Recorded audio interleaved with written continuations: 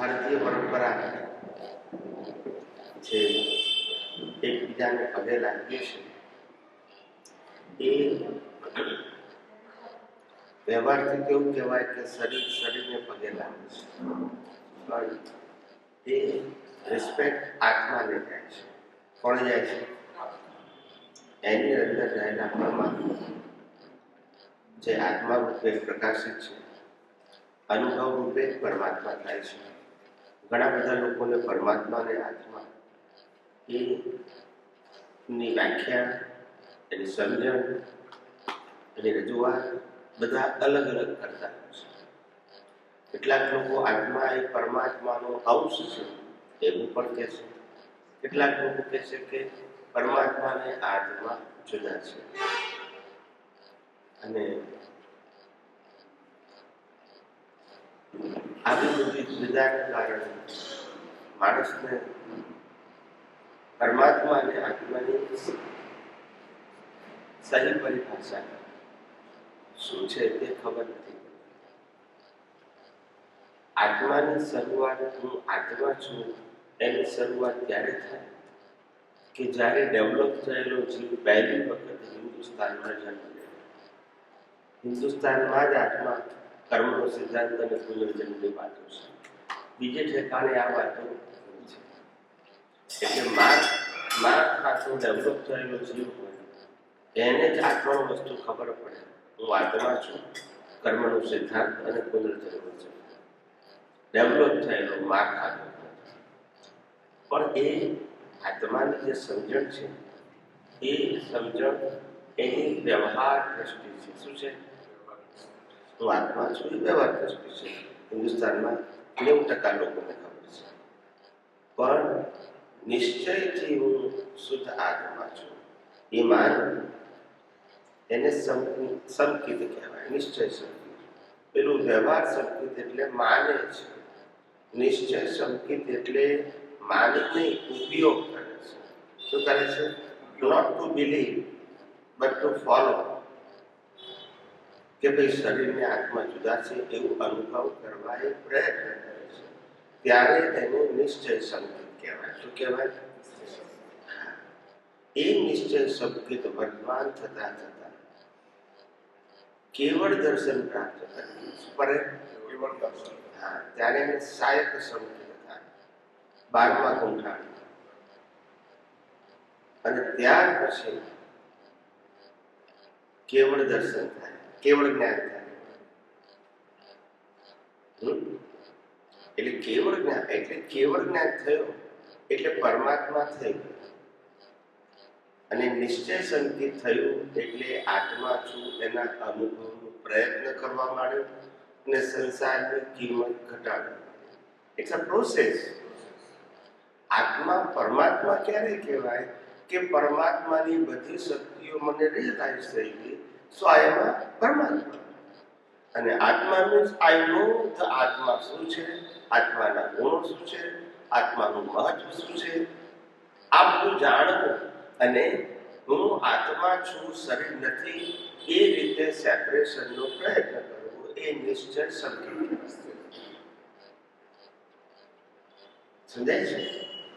અને કેવળ દર્શન થઈ ગયું એટલે પછી હવે પાછો પડવાનો નથી. પછી કેવળ જ્ઞાન નેક્સ્ટ. એટલે પરમાત્મા થઈ ગયું. નિશ્ચય સંકિત એટલે 12મા ગુંઠાણે પરમાત્માનું બીજ પડી ગયું, જેને આપણે કેવળ જ્ઞાન કહીએ છીએ. નેક્સ્ટ બર્થમાં કેવળ જ્ઞાન, સેમ બર્થમાં ના થાય. જૈન પરિભાષામાં કેવળ દર્શન અને કેવળ જ્ઞાન એક જ અવતારમાં છે એવું બતાવવામાં આવે છે, પણ સિદ્ધાંતથી એક અવતારમાં ના થાય. એટલે છેલ્લો અવતાર જેનો પણ એ કેવડીનો હોય કે તીર્થંકરનો, મિકેનિકલ લાઈફ હોય, કેવું હોય, પુરુષાર્થ ના, એનો જન્મ ફિક્સ, એનું કેવળ જ્ઞાન ફિક્સ, એનું નિર્વાણ ફિક્સ, બધું કેવું હોય? જન્મ્યા પહેલા ફિક્સ હોય તો પછી એને પુરુષાર્થ કેવી રીતે શબ્દ લાગવો પડે? પણ ઘણા લોકોને ખબર નથી પડતી કે ભગવાન મહાવીરે 6 મહિનાના તપ કર્યા પછી એમને જ્ઞાન થયું. ઉપસર્ગ પરિસર ખબર નથી કે ભગવાનની લાઈફ આખી મિકેનિકલ, એને કોઈ લેવા દેવા ના.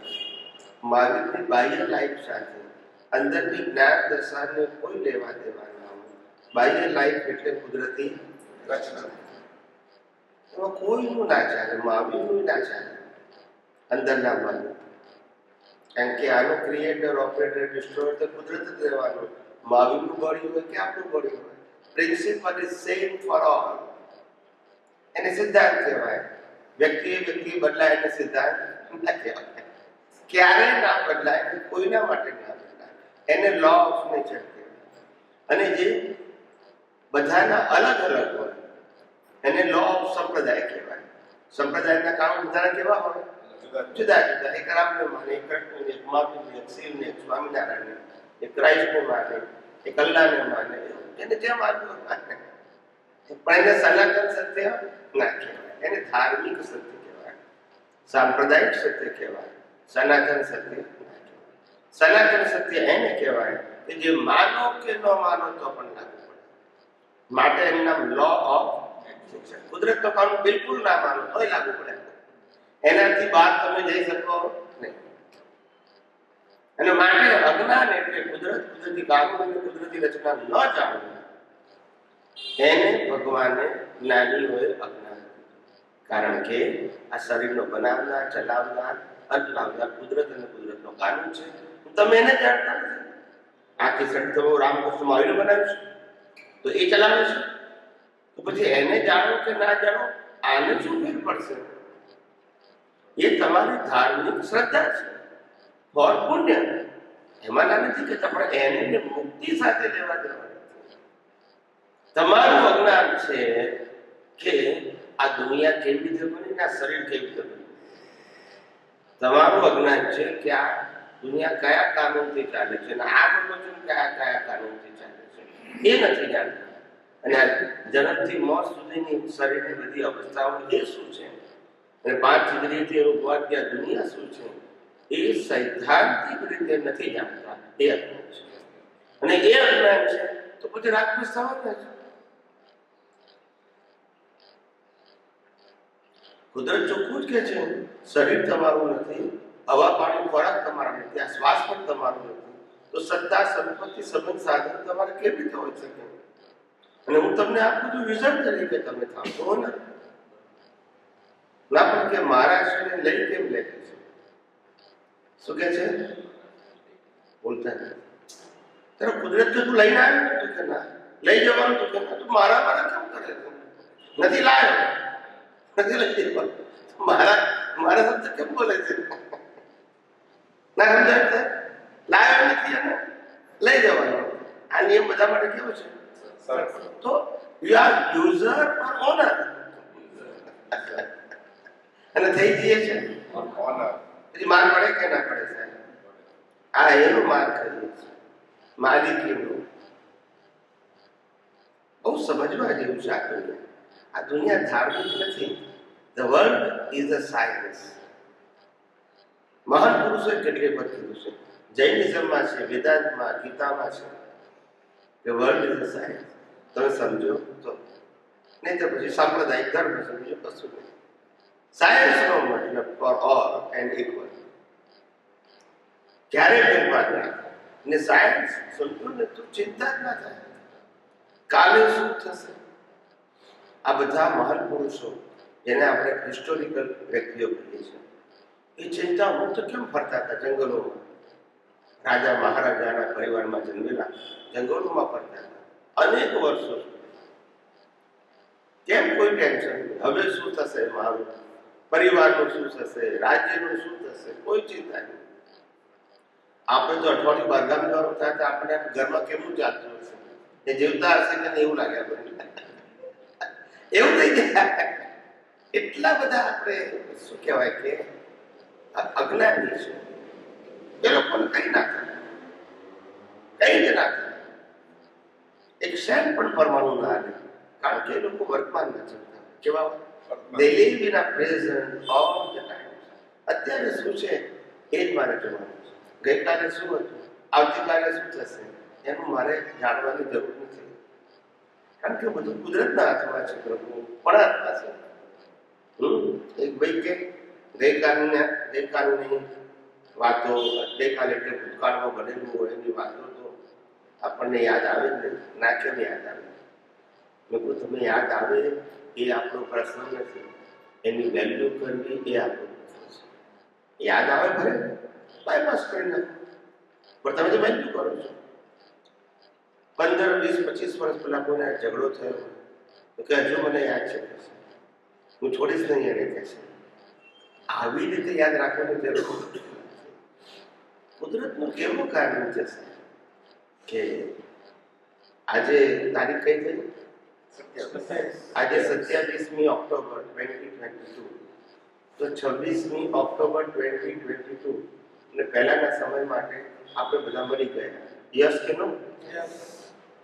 કુદરતે ભૂલી ગઈ, ભૂલતા નથી, પણ આપણે ભૂલતા. કુદરત કે આવું ફેરતી હિસાબ નહીં આપું તમને, પણ માણસ વિચાર કરો સાહેબ. મેં આવતીકાલે શું કરવાનું છે ચિંતા આપણને કુદરત ન હોય. રિઝલ્ટ કોને આપવાનું છે? સંજોગ કોને આપવાના છે? ન જાણ્યું જાણે કી નાથે કાલે સવારે બોલ બેવાનું તો ગાદીઓની તૈયારી કરી જવું પડ્યું ક્યાં? બોલ બધા દાઢી વાળા ખ્યાલ આવ્યો, વશિષ્ઠ ને વિશ્વામિત્ર બધાના મુહૂર્ત ફેલ ગયા અને આજના જ્યોતિષીના હાચા પડશે. લોકો જાય છે પેલા લોકોના ફેલ થયા. કામ છે સાહેબ. ખ્યાલ આવ્યો? માણસ પિતા એટલો બધો હેન્ડીકેપ થઈ ગયો છે, કુદરત ઉપર ભરોસો નથી સાહેબ. જે કુદરત નિરંતર આપણને ફ્રી ઓફ કોસ્ટ હવા, પાણી, ખોરાક આપે છે, એ ક્યારે ચાર્જ લેતો? આ કોવિડમાં બધાને ખબર પડી ગઈ કે ઓક્સિજનનો ચાર્જ શું છે. યસ કે નો? હવે કુદરત તમને 80-90 વર્ષે બિલ મોકલાવે ઓક્સિજનનું તો શું થાય? ભરી આપો, હાથ પેઢીએ પૂરું ના થાય. એટલે કુદરતને જીવાડવા છે, બધું પૂરું પાડવાનું છે, એની ડ્યુટી છે. કારણ કે કુદરત કે શરીર મારું છે તો અને ઓપરેશન મારું છે, એ જવાબદારી મારી છે. જ્યાં સુધી એના કર્મનો હિસાબ છે અને જ્યાં સુધી એનું આયુષ્ય કર્મ છે ત્યાં સુધી મારે જ જીવાડવાનું છે. એમાં એનો પ્રયત્ન હોય કે ના હોય. લોકો તો બેભાન થયા પછી વર્ષ 2 વર્ષ જીવે છે બેભાન અવસ્થામાં. બોલો હવે એને કોણ જીવડાવે છે? આપણે વિચાર કરતા હોય કે લાંબા ટૂંકા શ્વાસનો, પણ પેલું તો બેભાન છે તો ચાલે છે. હવે એને કોણ દોડે છે? આ સમજવાનું છે સાહેબ. સમજાય છે ને? Life is nothing but dream. જિંદગી એક સપનું છે, બીજું કશું નથી. કશું હકીકત નથી. સપનું. સપનું એટલે આપણે જેને સપનું કહીએ છીએ એ રાતે ઊંઘીએ એટલે શરૂ થાય ને સવારે ઉઠીએ એટલે પછી સપનામાં કશું હોય. એવી રીતે આ લાંબુ સપનું છે. જન્મી અને પહેલી વખત આંખ ખોલે ત્યારે સપનું અને છેલ્લી વખત આંખ બંધ કરી ત્યારે સપનું, પછી ફેરથી ખોલીએ ત્યારે કશું ના હોય. બોલતા નથી. યસ કે નો? આ લાંબુ સપનું ને પેલું સપનું. શું કહો છો સાહેબ? સપનું છે ને પછી એવાનું કશું હોય? કેવું? કેવી કુદરતની કરામત તો જુઓ. ખાલી સમજવાનું છે આપણે. અમે ક્યાં કશું બદલવાનું, ફેરવવાનું, સુધારવાનું? પ્રશ્ન જ ક્યાં આવે છે? પણ આપણે કેટલી વાત પણ સમજતા તકલીફ છે. અને હું જોયા કરું છું કે આ વિશ્વની અંદર આ રહસ્ય બધા ખુલ્લા કેમ ના પડે? રહસ્ય તો કોઈ આજના નથી, તો છે. અમને તો આ અનુભવમાં દેખાય એટલે હું ખુલ્લા કરું છું, પણ એ તો છે. સમજાય છે? હું ખુલ્લા કરું છું એટલે નથી, છે જ. સનાતન સત્ય છે. શું છે? પણ સનાતન સત્યને સમજાવનારો જે હોય એ આ કળિયુગની અંદર માણસો ક્યાં તો વિજ્ઞાનને સમજી શકતા નથી અને ક્યાં તો થોડું ઘણું સમજ્યા હોય તો કહેવા માટેના સંજોગો નથી મળતા. અને ત્રીજું, પછી સ્વાર્થ બેસી જાય છે. શું બેસી જાય છે? હું દાખલો આપું એટલે સમજાય તમને કે દાખલા તરીકે હું આખું આ વિજ્ઞાન જેમ છે તેમ કહું છું પણ પછી મારે મંદિરનો અને સંસ્થાનો પ્રોજેક્ટ આવે તો વાણી બદલી જાય પછી મારે પછી તમે પુણ્યની વાત કરવી પડે. આ બધું સમજવું પડે. વાહ, સમજાય છે? જેવી તમે રિલેટિવ સત્યના સંજોગો લાયા હોય તો તમારી વાણી શું થઈ જાય? કરવું જ પડે તમારે. સમજાય છે? નહીં તો આ કરોડો રૂપિયાના મંદિરો અને સંસ્થાઓ થાય. પુણ્યનું મહત્વ સમજાવવું પડે કે નહીં? હવે હું શું કહું કે 24 માંથી એક પણ તીર્થંકરે એક મંદિર બંધાવ્યું હોય, એક દાખલો આપો, ગુલામ થઈ ગયો. બોલતા નથી. રામકૃષ્ણ એક મંદિર બંધાવ્યું હોય, એક દાખલો આપો તો ગુલામ થઈ ગયો. બધા ચૂપ થઈ જાય છે. ના બંધાય. સમર્થ પુરુષો ના બંધાય. આપણે એમના કરતા વધારે સમજ. એટલે મંદિર બંધાવવું એ ગુનો નથી. મંદિરમાં જવું એ ગુનો નથી. પણ મંદિર બંધાવવું, મંદિરની ભજના કરવી એ રિલેટિવ અને ધાર્મિક શક્તિ છે. એને મુક્તિના માર્ગ સાથે લેવા દેવા અને પાપ પુણ્ય સાથે લેવા દેવા છે. સમજાય છે?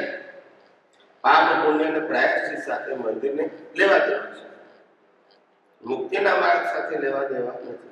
માટે એમને આટલા સમર્થ હોવા છતાં ના બતાવ્યા. તીર્થંકરો ચક્રવર્તી હતા, ધારે તો કરોડો મંદિરો બંધાઈ શકે. યસ કે નો? એ લોકોને ક્યાં તકલીફ હતી? સમજાય મારી વાત? એટલે આવું છે. વાત સમજાવવી જોઈએ. શું છે? અમથા મહેનત કરવી. ને ઘણા લોકો કે સ્વામીજી, ઘણા મિત્રો મારી પાસે આવે, ખાસ કરીને જૈનો કરતા દાદા ભગવાન પરિવારના, અને 15, 20, 25, 30 વર્ષથી સંકળાયેલા હોય એવા, અને પછી મને કે મને ડિપ્રેશન આવે છે. તો મેં કીધું ડિપ્રેશન આવે જ ને. તમે વિચાર કરો કે તમે ઘરમાં કામ કરતા, માનો કે દાખલા તરીકે ઘરમાં કોઈ મહેમાન આવ્યા અને સાસુએ બહુને કીધું જાઓ ચા નાસ્તો લઈને આવો મહેમાન માટે. એટલે બહુ ચા નાસ્તો લઈને આવે છે. હવે ટ્રે લઈને આવે છે. હવે પગ ભરાઈ ગયો નીચે જાળીમાં ને બધું પડી ગયું. તો સાસુ શું કરે? ગરમ થઈ જાય. ચા કરતા બધા. હવે વિચાર કરો, છતાંય બહુ તો સાંભળે ને. ભલે એને જાણી જોઈ નથી કરતી, છતાંય સાંભળે કે નહીં? એ ફરીથી ધ્યાન રાખવું જોઈએ. હવે આ જ ભૂલ માટે 8 વખત છે તો પછી બહુ ગરમ થઈ જાય. હાચું ખોટું? થાય કે નહીં? એનું મગજ જાય કે નહીં? ભૂલ એકવાર કરી અને હમણાં 8 વખત તો શું થાય? એમ આ શરીરની ભૂલ એકવાર થઈ અને તમે પ્રયાસિત 500 વખત કરો છો તો ડિપ્રેશન ના આવે તો શું થાય? બોલતા નથી. યસ કે નો? મગજ તો આ જ છે, અહંકાર તો આ જ છે ને. અહંકાર કે ભૂલ એકવાર કરી ને 500 માહિપા પડે. કેટલી વાર કબૂલ કરે? મેં ભૂલ કરી, પણ કેટલી વાર ના પછી એના અસર થાય કે નહીં? આ ડિપ્રેશન આ રોંગ વે છે. શું છે? ખોટો રસ્તો છે. સામાન્ય ભાવે ભૂલ થઈ ગઈ કદાચ તો કેવું માફ કરજો. એનું રિપીટેશન કરવાની જરૂર એને શું કહેવાય કે એ લાભદાયક કરે છે, નુકસાન કરતા છે. એ નુકસાન કરતા છે. એટલે આવું લોકોને ખબર નથી. ઘણા લોકો કહે છે અમે અમારી પ્રકૃતિઓને જોઈએ છે કે ભૂતકાળમાં અમારી ક્રોધવાળી, માનવાળી, માયાવાળી, લોભવાળી પ્રકૃતિ છે. એ ઊંડા ઉતરીને જોઈએ છે. મેં કીધું પ્રકૃતિના ઊંડા ઉતરીને શું કરશો? આ પ્રકૃતિ તો બાળી નાખવાની છે. શું કરવાનું છે? પ્રકૃતિમાં શું કામ ઊંડા ઉતરો છો? આ પ્રકૃતિ કોણે બનાવીને કોણ ચલાવે છે એ જુઓ ને કયા કારણથી બની એ જુઓ. કારણ એ હતું કે હું પ્રકૃતિ છું. સમજાય છે? પછી પ્રકૃતિ સાથે સંકળાયેલા સત્તા સંપત્તિ સંબંધ સત્તાનો માલિક હું છું. પ્રકૃતિને હું ચલાવું છું. પ્રકૃતિ ભોગવે છે અને હું ભોગવું છું. આ અજ્ઞાનને બાળી નાખો તો કોઈ બધાર નથી. પ્રકૃતિ શું કર્યું એમાં ઊંડા ઉતરે શું કરવાનું? એ તમારા આજના પ્રયત્નથી છે કે પ્રોગ્રામ છે? આજે લાઈફ ઉકલે છે ક્રોધ, માન, માયા, લોભ ને રાગ દ્વેષ વાળી, એ પ્રોગ્રામ છે કે તમારો પ્રયત્ન છે? પ્રોગ્રામ. તો પ્રોગ્રામ આપણે શું જોવાનું? નવો પ્રોગ્રામ ના થાય એ જોવાનું. અને નવો પ્રોગ્રામ થવાનું કારણ તમારું અજ્ઞાન છે. ક્રિયા, કર્મ, ક્રિયાથી બંધાતા, કર્મ મન વચન કાયાથી બંધાતા, કર્મ ભાવથી બંધાય છે. જેવો ભાવ તેવો, અને જેનો ભાવ બગડે એનો. આપણે દાખલો આપી છે આને સમજાવવા કે એક રાજકુમાર છે, એ શિકાર કરવાનો શોખીન છે. એ તીર કામ લઈને ઘોડા ઉપર જંગલમાં જાય છે. દૂર એને હરણ જોયું, એક જ તીર માર્યું અને ચીસ પાડીને હરણ મરી ગયું. ને રાજકુમાર આનંદ પામે છે, જોયું કે છે મારા એક તીરથી કેવું હરણ મરી ગયું. અને પછી પોતે જંગલમાં મહેલમાં પાછો આવી ગયા છે. થોડી વાર થાય છે અને પછી એક શિકારી આવે છે. રાજકુમાર શોખીન છે અને આ કોણ છે? શિકારી. એ શિકારી આવે છે. શિકારી શેના માટે આવે? પોતાના પરિવાર માટે. એના માટે ફૂડ છે. એ પણ ઘોડા ઉપર આવે છે તીર કાઉન્ટરીને. એને પણ હરણને જોયું, એને પણ તીર માર્યું, હરણ એક ચીસે મરી ગયું અને એને લઈને ઘેર આવે છે. થોડી વારથી ત્રીજો માણસ આવે છે. એ શોખીન પણ નથી અને શિકારી પણ નથી, પણ કુસંગી છે. કેવો છે? સંગ તેવો ના. એ પણ ઘોડા ઉપર તીર કાપડ લઈને આવે છે. એને જંગલમાં આવીને જોયું હરણને. હરણને એક તીર માર્યું અને હરણ મરી ગયું ચીસ પાડીને.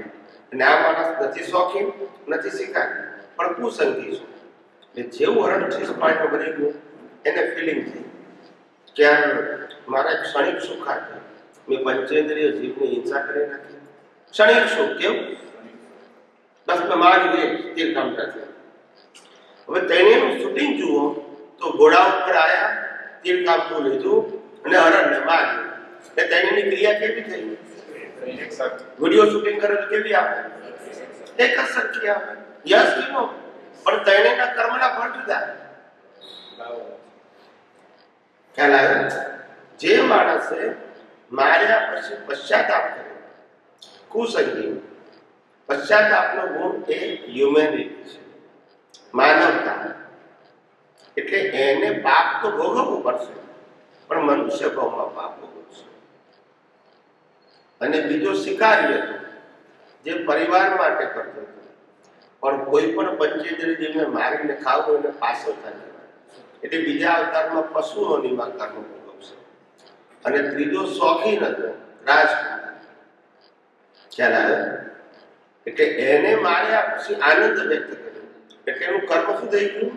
મલ્ટિપલ થઈ ગયું. એટલે નર ગતિમાં જઈને કર્મ ભોગવશે. તો કર્મ ભાવથી બંધાય છે કે ક્રિયાથી? ના, આપણે માનીએ છીએ બોલો. હવે આ જગતના લોકોને કઈ રીતે સમજાય?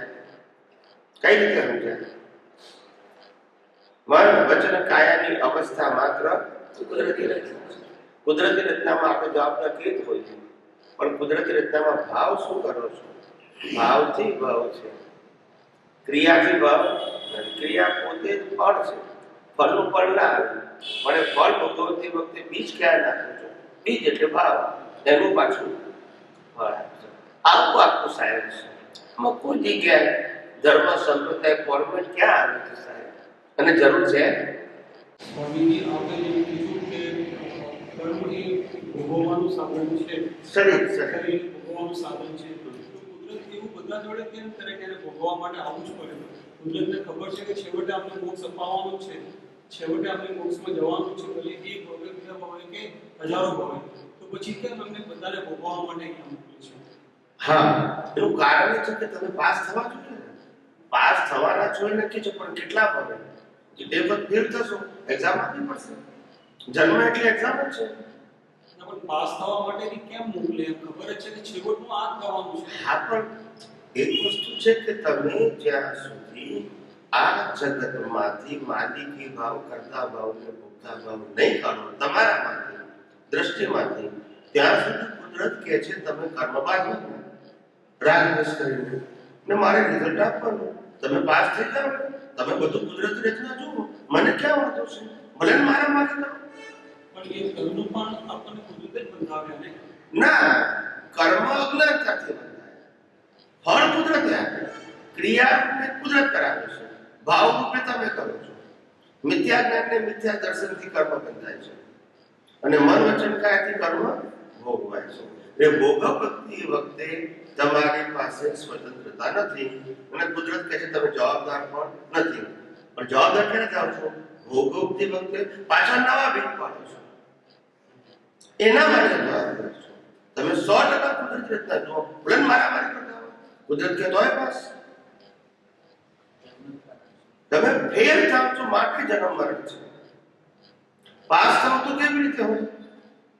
મેં પાસ થવાનું બીજું કશું નથી.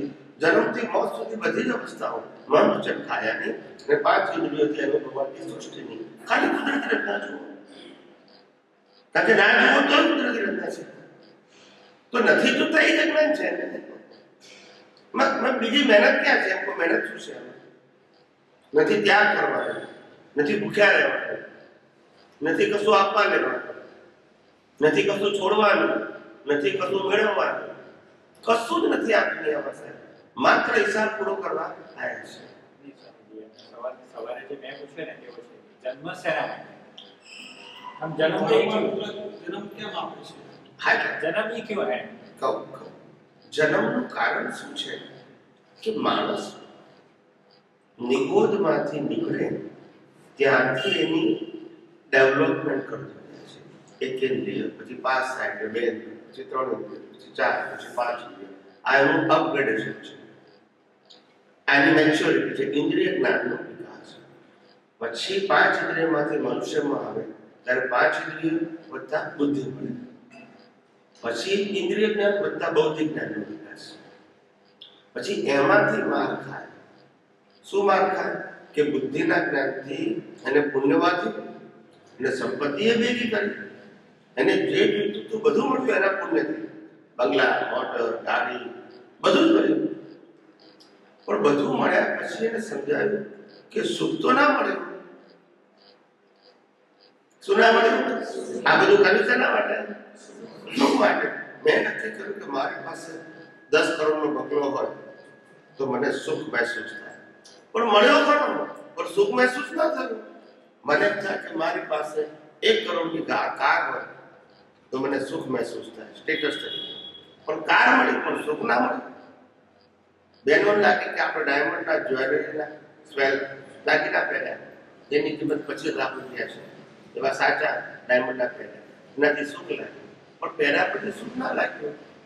ખ્યાલ ક્ષણે કેમ થયું કે મેં પહેર્યા, પણ પહેરનારા કોઈ જોવાના નહીં. જોવે ને કે પહેરનાર તો વજન ઉચકવાનું અને જવાબદારી પાછી. જોનાર ને તો કોઈ જવાબદાર નહીં, જોઈનાર દેવાનું. એટલે આ સમજણ ના પડે ત્યાર પછી માર ખાય, સત્તા, સંપત્તિ, સંબંધ સાધન એની ઈચ્છા પ્રમાણે પુણ્યથી મળે. પછી ખબર પડે કે સુખ માટે આ બધું પ્રયત્ન કર્યો ને મળ્યું પણ સુખ નથી. પછી નક્કી કરે મને સુખ સાચું જ્યાં હોય તેવું જ્ઞાન પ્રાપ્ત થાય. તે પછી કોઈ અનુભવી જ્ઞાની થઈ જાય. આ માર ખાધા પછીનો ભાવ થાય, એ પેલા થાય જ નહીં. એ પેલા તો આ વસ્તુનો જ ભાવ થાય, કારણ કે પહેલા તો સુખ મારું પણ અહીંયા છે ને. એ બધું મળ્યા પછી ખબર પડી કે આમાં સુખ નથી, ત્યારે નક્કી કરે છે કે હવે મને સાચું સુખ ક્યાં છે એવું બતાવનારું કોઈ ભેગું થાય. ત્યાં ભાવ કરે અંદર, માર ખાધા પછી તેને જ્ઞાની ભેગા થાય, તે પાછો એને રસ્તો આપે કે સાચું સુખ આત્મા છે, આ ઇન્દ્રિય સુખમાં નથી. આ તો તેમ આવ્યું છે. આ દુનિયાની અંદર કુદરત કહે છે કે આ દુનિયાની અંદર સુખ કે દુઃખ જેવી વસ્તુ મેં ક્યારે મૂકી જ નથી. તમે ગમે એટલું ઇન્વેસ્ટિગેશન કરો, ગમે એટલું સંશોધન કરો, ગમે એટલું ભૌતિક ડેવલપમેન્ટ કરો, એક પણ વસ્તુમાં સુખ કે દુઃખ નથી. સુખે નથી, દુઃખે નથી. હિસાબ છે કરવાનો. શું છે? હિસાબ. સમજાય છે? સુખ દુઃખ નથી. ભિખારીને 10 રૂપિયા આપો તો સુખ, અને કોઈ કરોડપતિને 10 રૂપિયા આપો તો દુઃખ. તો સુખ દુઃખ એ હકીકત છે કે બિલીફ છે? સુખ દુઃખ એ હકીકત છે કે બિલીફ છે? એક જ પરિસ્થિતિમાં એકને સુખ ને બીજાને દુઃખ. શિયાળાનો દિવસ હોય ને આપણે આપણા ઘરમાં સિક્યુરિટી ગાર્ડ રાખ્યો હોય, એને કહીએ તો કે ઘરની અંદરના ભાગમાં પૂજે છે, આ ઠંડી છે, તો એને સુખ લાગે કે દુઃખ? અને આપણા બેડરૂમમાંથી કોઈને કે ત્યાં પૂજાય છે દુઃખ. તો સુખ દુઃખ હકીકત છે કે બિલીફ છે? કોઈ માણસને ભાડાનું ઘર હોય, એને એમ લાગે કે મારું પોતાનું ઘર ભલે નાનું નાનું પણ પોતાનું થઈ જાય તો સારું. અને પોતાનું હોય એવું લાગે મને એના કરતા 4 ગણું મોટું હશે. એટલે આ બધી શું છે? માન્યતા છે. સુખની કોઈ ડેફિનેશન થોડી છે. તમારે બિલીફ છે. બધું મળવા છતાંય દુઃખી હોય ના હોય. મને એક મહાશયે વર્ષો પહેલા પૂછ્યું હતું કે સ્વામીજી, આ દુનિયામાં 99% લોકો દુઃખી કેમ છે? તો બધા તો ગરીબ નથી ને કેમ, પણ 99% લોકો દુઃખી કેમ છે? ગમે તે પરિસ્થિતિ હોય પણ દુઃખ ફીલ કરે છે. એનું કારણ શું? મેં કહ્યું એનું એક જ કારણ છે, જે મળે છે ગમતું નથી ને ગમે છે આ બધા કોમન કારણ છે. યસ કે નો? એટલે બધા શું થાય? દુઃખી. મુકેશ અંબાણી દુઃખી હોય કેલા? કારણ કે એને જે જોયું નથી મળતું. એટલે સુખ દુઃખ એ તમારી પોતાની માન્યતા છે, હકીકત નથી. હકીકત છે તમારા કર્મનો હિસાબ. વેદનીય કર્મ. કયું કર્મ? એ વેદનીય કર્મના 2 ભાગ પડ્યા, સાતા અને અસાતા. સાતા વેદની અને આપણે શું કીધું? અસાતા વેદની ને દુઃખ કીધું. બંને કર્મનું એક જ નામ છે, વેદનીય કર્મ, જેને ઇંગ્લિશમાં સફરિંગ કહે છે. શું કહીએ છીએ? આમ તો સફરિંગ એટલે દુઃખ કહેવાય, પણ સુખ દુઃખ બેયને સફરિંગ કહેવાય. એટલે વાસ્તવિકતા સમજાતી નથી. અને આ વિજ્ઞાન આ જગતની ખાલી વાસ્તવિકતા બતાવે છે. તમને એવું નથી કીધું તમે આમ કરો આમ ન કરો. એવું કહેવા માંગે છે કે આ દુનિયાને સાયન્ટિફિકલી જુઓ, થિયોરિટિકલી ના જુઓ, વ્યવહારથી ના જુઓ, વાસ્તવિકતાથી જુઓ. વાસ્તવિકતામાં શું છે? આ દેખાય છે ચામડાની આંખોથી અને આ બુદ્ધિથી સમજાય છે, સ્વાર્થ બુદ્ધિથી, રિલેટિવ બુદ્ધિથી. એ બધું માયાજાળ છે. શું છે? માયાજાળ. અને એ માયાની જાળમાંથી ફસાય છે, પછી નીકળી શકતો નથી. અને પોતે બનાવેલી માયાજાળ છે.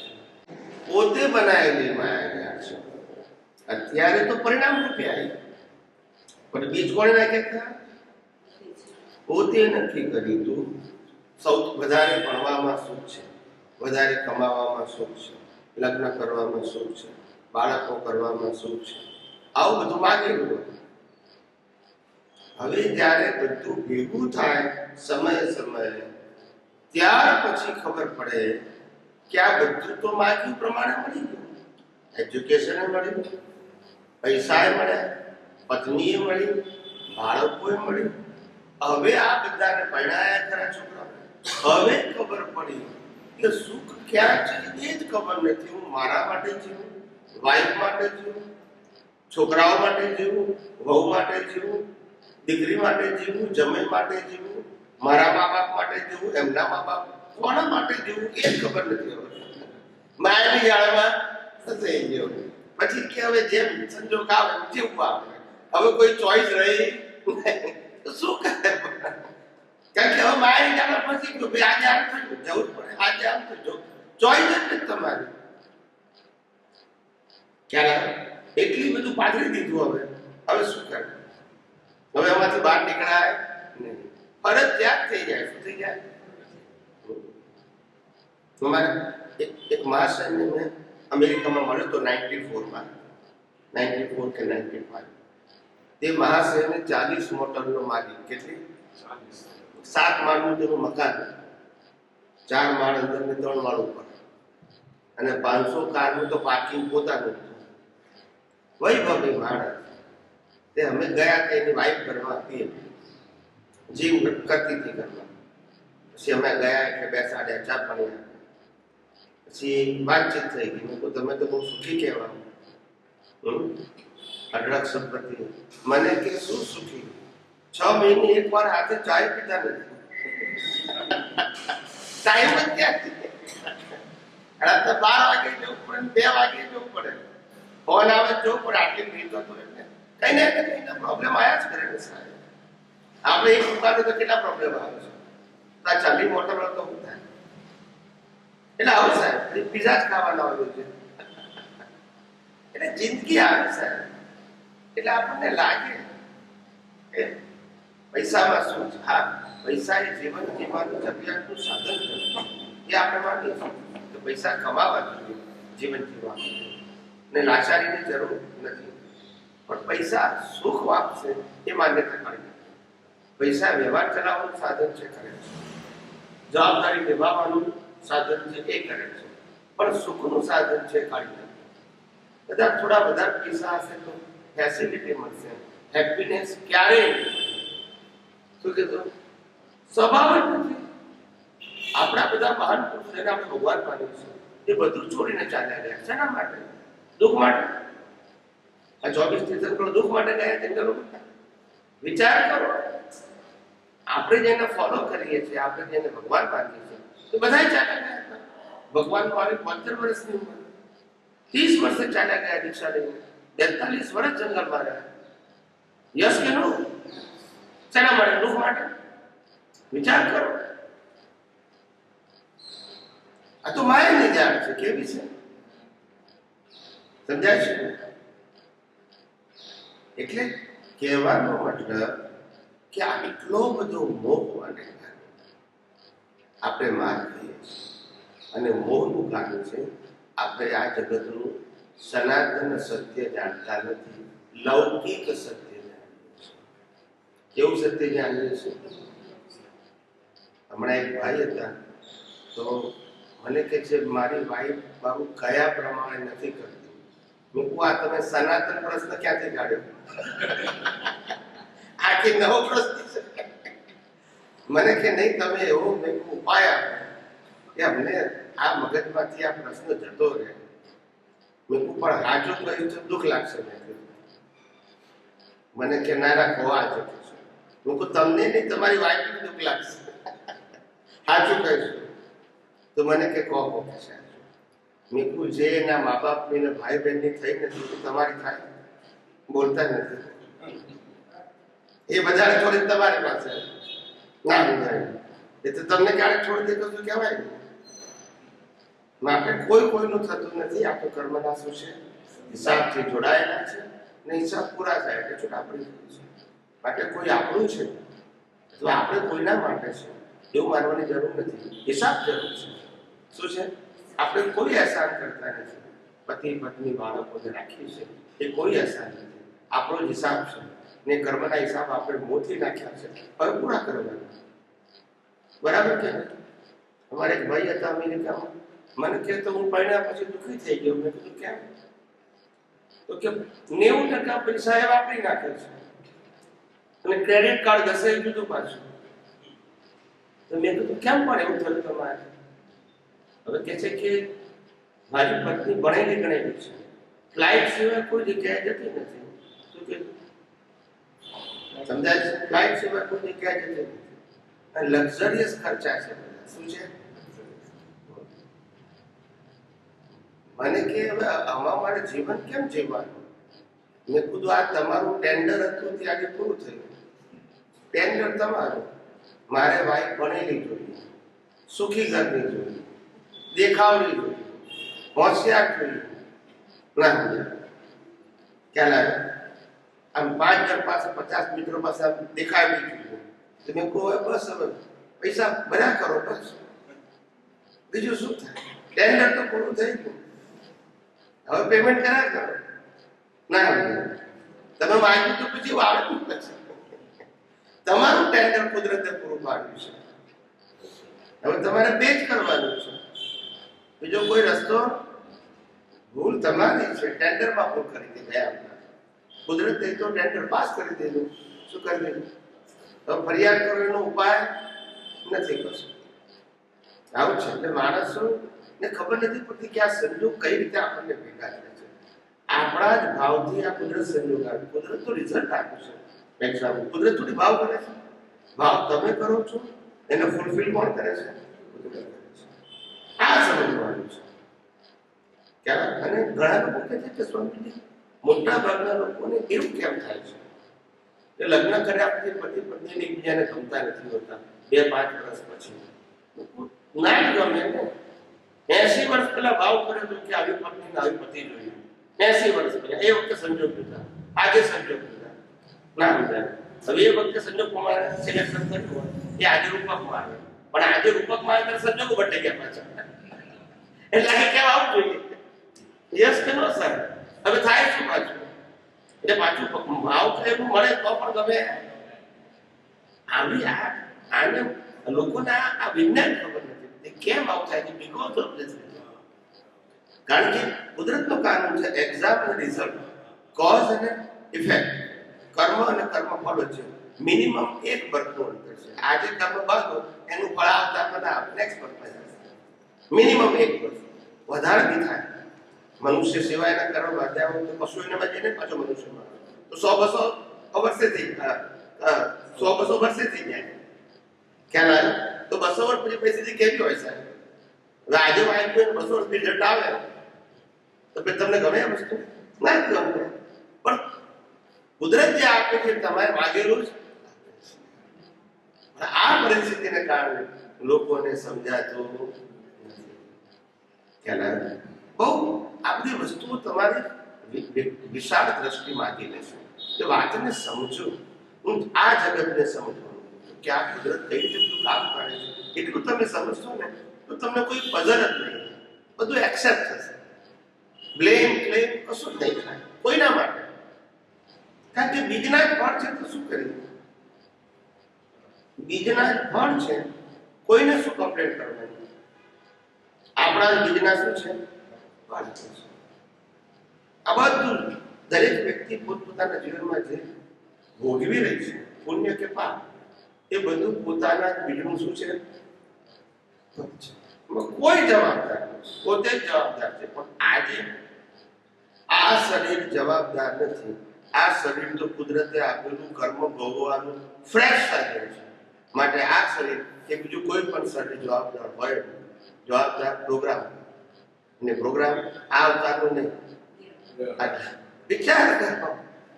ખાલી કુદરત કે છે બસ તું મને જો જાણ સમજ તો તું મુક્ત જ છું. પછી તારી પ્રકૃતિ શું કરે છે એના માટે તારે ક્યાંય પણ જવાબદાર નથી. કારણ કે અમને ખબર છે કે શરીરે અમારું સંજોગો એમને આપ્યું છે માટે તું જવાબદાર નથી. પણ તું એમ કે છે મેં કર્યું તો પછી જવાબદાર. તું એમ કે છે મારું છે તો પછી જવાબદાર. તને આપ્યું છે only for use for time being. એવું આપ્યું છે પરમેનન્ટ. વિચાર કરો. યસ સ્વામી, જેમાં કુદરત આપણને ભોગવવા માટે બીજ અને ફળ બંને આપે છે. બીજ આપણે નાખીએ છીએ, બીજ આપણે નાખેલા ફળ આપણને મળે છે. યસ. તો પછી આપણને આવતા ભાવ માટેની ભાવ સત્તા ક્યારે આપણે કરવાની, ક્યારે આપણે ભાવ કરવાનો? ભાવ સતત ચાલુ છે. આ બધું રિઝલ્ટ છે, આ બધું એક્ઝામ ચાલુ છે, પેરેલલ છે, અલગ નથી. પણ તો આપણા જે પૂર્વ ભાવના જે આપણા કર્મ હતા એ હિસાબે અત્યારે આપણે પરિણામમાં આવી આ રહ્યા રિઝલ્ટ આવે પણ એક્ઝામ અત્યારે આપું છું ને. આવતા ભાવમાં આપણે કયા સમયે આપણે કરીએ છીએ કે જે હું એ જ કહું છું કે તમે રિઝલ્ટ ભોગવતી વખતે જ નવો ભાવ કરીને અંદરની નવી એક્ઝામ માતાના ગર્ભમાંથી ચાલુ છે. નહીંતર 9 મહિના ક્યાંથી મળે? એ કર્મ ભોગવવાનો સંજોગ છે ને સાહેબ. એવું નહીં કે બહાર રહીને જન્મું છું, અંદર ભોગવટો જ છે. એ કર્મનું ફળ છે. 3 પ્રકારના મુખ્ય ફળ છે.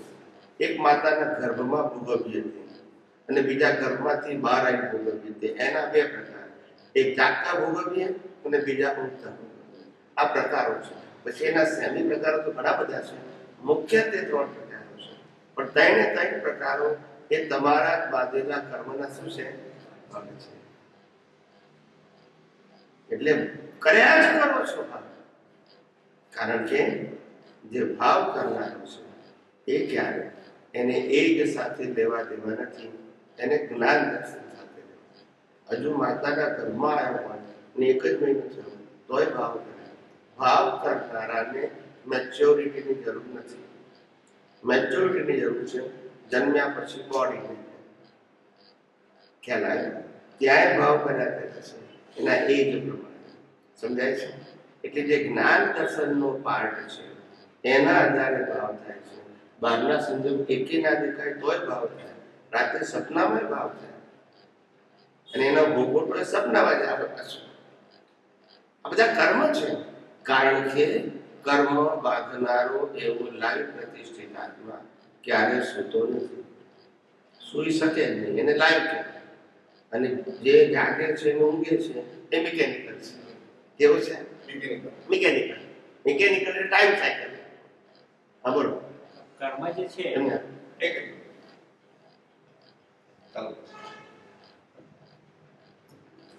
જે કર્મ છે એ આત્મા દ્વારા થાય છે કે શરીર દ્વારા? એ મહત્વ કરતા કોણ છે? કર્મ આત્મા દ્વારા થતા નથી, શરીર દ્વારા થતા નથી. એમાંથી એક કર્મ ના બાંધી શકે. આત્મા ના બાંધી શકે, શરીરે ના બાંધી શકે.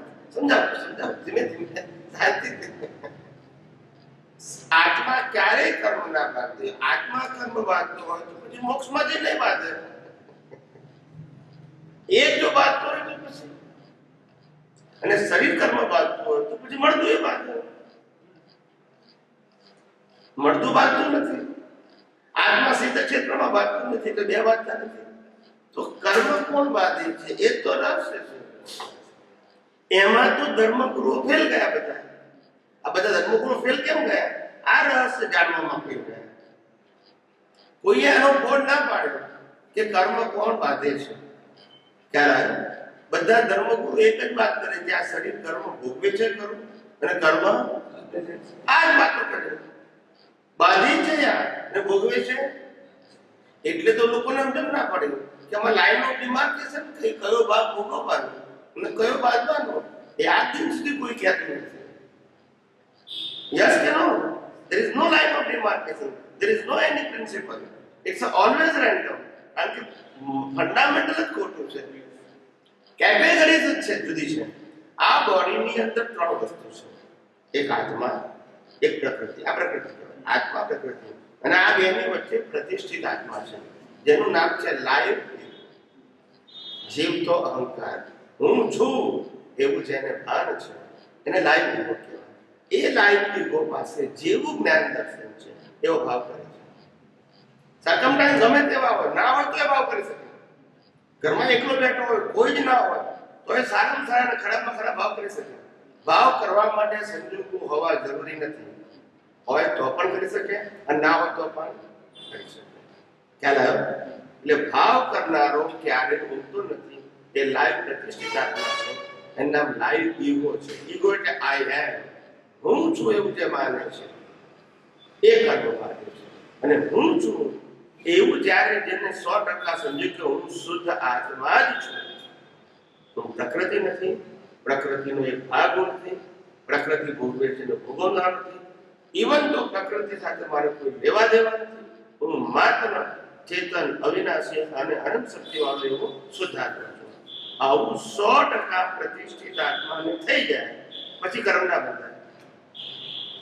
પછી કર્મ પ્રતિષ્ઠિત આત્માનો રચયિતા કોણ? પ્રતિષ્ઠિત આત્માનો રચયિતા અજ્ઞાન. એ અજ્ઞાન પાછું ક્યાંથી ઉત્પન્ન? નિગોદમાંથી વ્યવહાર રાશિમાં આવ્યા ત્યારથી એકેન્દ્રિય જ્ઞાન, એ પણ જ્ઞાન, બે ઇન્દ્રિય જ્ઞાન, એ પણ અજ્ઞાન. એટલે અજ્ઞાનની વ્યાખ્યા શું આપી આપણે? Relative Satya is equal to અજ્ઞાન. એટલે ક્યારથી શરૂ થયું? નિગોદ નહીં, વ્યવહાર રાશિ. એકેન્દ્રિયમાં જે જ્ઞાન થયું રિલેટિવ સત્ય, બે ઇન્દ્રિયમાં થયું રિલેટિવ સત્ય, ત્રણ ઇન્દ્રિયમાં થયું રિલેટિવ સત્ય, ચાર ઇન્દ્રિયમાં થયું, પાંચ ઇન્દ્રિયમાં થયું રિલેટિવ સત્ય. મનુષ્યમાં પછી બુદ્ધિ મળી, પછી જ્ઞાન મળ્યું, એ પણ થયું રિલેટિવ સત્ય. યસ કે નો? એનો વિકાસ થયો. પણ શેનો વિકાસ થયો? રિલેટિવ સત્યનો. આ રિલેટિવ સત્ય જ્યારે પછી મુજારૂપ લાગ્યું ત્યારે પછી ખોલે કે સનાતન સત્ય શું છે. અત્યાર સુધી ફસાવે છે ને, એટલે રિલેટિવ સત્યનો અજ્ઞાન હતું એટલે ભાવ કરવાનો છે. શું કીધું? તો જ આત્મનિષ્ઠ થાય. આ રિલેટિવ સત્યને સાચું માને ત્રાજુ થાય કે નહીં? ભાઈ આ મારું શર્ટ તમે લીધું કેમ? અડ્યા કેમ? સમજાય કે નહીં? તો પછી એનો મતલબ તો એવો થયો કે નથી શરીર કે નથી આત્મા. યસ, તેમાંથી એક કર્મ આપતું નથી. તો પછી એની સજા શરીર શું કરવાનું છે? હા, એની સજા શરીર શું કામ ભોગવે છે? પહેલી વસ્તુ એ કે શરીર સજા ભોગવતો જ નથી. શરીર સજા ભોગવતું હોય તો મળતું સજા ભોગવે.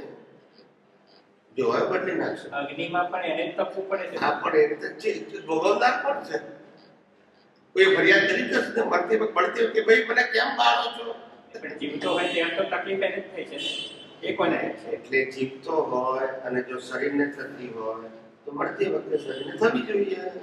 જીવતી વખતે કોને છે? હા, એટલે જે જીવતો હોય ત્યારે થાય છે એ કોને થાય છે? કે જેને કર્મના બીજ નાખ્યા હતા ભાવથી, એ જ અત્યારે ભોગવે છે. Through the body, through the circumstances. એને કેવી રીતે કરવું? એટલે એને ડિસ્ચાર્જ કાઢવા નથી, એ ડિસ્ચાર્જ થાય છે. ગયા અવતારનું ચાર્જ, આ અવતારમાં ડિસ્ચાર્જ. ડિસ્ચાર્જ વાળા એ ભોગવે છે અને ડિસ્ચાર્જમાં નથી કરતું ગયા અવતારમાં કે આઈસ્ક્રીમ ખાવામાં શું છે એવું ચાર્જ કરતું ગયા અવતારમાં. હા પણ જો આખું હા બધું છે. આઈસ્ક્રીમ ખાવામાં શું છે એવું ગયા અવતારમાં ચાર્જ કર્યું. આ અવતારમાં કુદરત બોડી આપે, આઈસ્ક્રીમ ખાવાના સંજોગ આપે અને શરીર આઈસ્ક્રીમ ખાઈ બી કરે. પણ ભોગવે કોણ? બિલીફ. કારણ કે આઈસ્ક્રીમમાં સુખ છે, બિલીફ કોણ છે? શરીર છે કે કર્મ બાંધનાર નહીં? ઈગો. એ ભોગવે છે. હવે એ જ આઈસ્ક્રીમ પાછું બીજાને આપો તો સુખ ના લાગે, હજી બિલીફ નથી ને. ના સમજાય? એટલે બિલીફ થ્રુ ધ બોડી. પણ ભોગવે છે કોણ? બિલીફ. પણ કઈ બિલીફ? ડિસ્ચાર્જ. હવે ડિસ્ચાર્જ વાળો જે આઈસ્ક્રીમ પ્રકૃતિ આઈસ્ક્રીમ ખાય છે અને ડિસ્ચાર્જ ઈગો એ ભોગવે છે. એ વખતે પાછો ચાર્જ વાળો એમ કે આઈસ્ક્રીમ ખાવું એમાં શું છે? તો પાછું નવું ચાર્જ અને એ છૂટો રહે. એટલે બીજા જન્મમાં જાય. હવે આખું સાયન્સ એવું અદ્ભુત છે ને સાહેબ. એટલે બીજા જન્મમાં જાય છે. આ બધી વસ્તુઓ શાસ્ત્રમાં ખુલ્લી જ નાખે. કેવળ જ્ઞાનીઓ જાણતા હતા. આ કે નવી વસ્તુ નથી પણ ખુલ્લી નાખે. ધર્મવાળાએ બે જ વાત કરી. કઈ? આત્મા ને શરીર, આત્મા ને શરીર. બીજી વાત જ ના કરી. એટલે બધા મૂંઝાય છે. મૂંઝાવા કરતા પણ એનો મતલબ એવો થયો કે એ લોકો મિસગાઈડ જ કરે છે, કારણ કે એ લોકોને જ ખબર નથી. પણ મિસગાઈડ એને કહેવાય કે જે પોતે ગાઈડ થયેલા હોય પોતે જ મિસગાઈડ થયું. તમને શું કરે? તમે પોતે મિસગાઈડ થયેલા હોય તો બીજાને ગાઈડ કઈ રીતે કરો? મિસગાઈડ થયેલા કરશો ને. તમને ખબર છે કે આ 5 રસ્તામાંથી કયો રસ્તો મુંબઈ જાય છે ખબર નથી. પણ છતાં તમને કોઈ પૂછે કે સાહેબ આમ અપટુડેટ થી ઉભા હોય ટાઈ પાઈ પહેરીને કે મિસ્ટર એક્સ વાય ઝેડ આ 5 રસ્તામાંથી મુંબઈને કોઈ તમે જતાડો આ બધું મુંબઈ આવી જશે. તમે મિસગાઈડ કર્યું. પણ તમે તમારા સ્ટેટસ કે ઈગોને કાઢ કહી દીધું. એ બધાનો મિસગાઈડ થાય ને. એ તો હસે જાય. આગળ જતા ખબર પડે. એમ તમે મિસગાઈડ થયેલા છો ને બીજાને મિસગાઈડ કરો છો. માટે ભગવાન મહાવીરની અંતિમ દેશનામાં ભગવાન મહાવીરને બોલવું પડે. મહાવીરની અંતિમ દેશનામાં મહાવીરને બોલવું પડે. એ બોલ્યા નથી, બોલવું પડ્યું. ઇટ ઇઝ કમ્પલસરી કે what is the forecast of the future. કે મારી પાઠ ઉપરથી 9 નવડા જેટલી સંખ્યા નરકે જશે. પાઠ ઉપરથી, નીચેથી નહીં. ના સમજાય. પાઠ ઉપરથી એટલે કોણ? ઉપદેશ આપનાર. ઉપદેશ આપનાર એ ભગવાનમાં આવી રહ્યું છે. તમે વાંચો, તમે કોઈ આચાર્ય ભગવાનને પૂછો તો તમને કહેશે કે આવું લખેલું છે. એટલે સમજવાની જરૂર છે. સમજ્યા નહીં તો કોઈ શું કરે? એટલે જૈન ધર્મમાં લખ્યું છે અવરી પ્રરૂપણા. પ્રરૂપણા એટલે ઉપદેશ. અવરી પ્રરૂપણા એ નરકે જવાની નિશાની છે. આ શાસ્ત્રમાં લખ્યું છે. હું મારી વાત નથી કરતો. સમજાય છે? સમજાવવા જરૂર છે. એટલે બહુ મોટી જોખમદારી છે સાહેબ.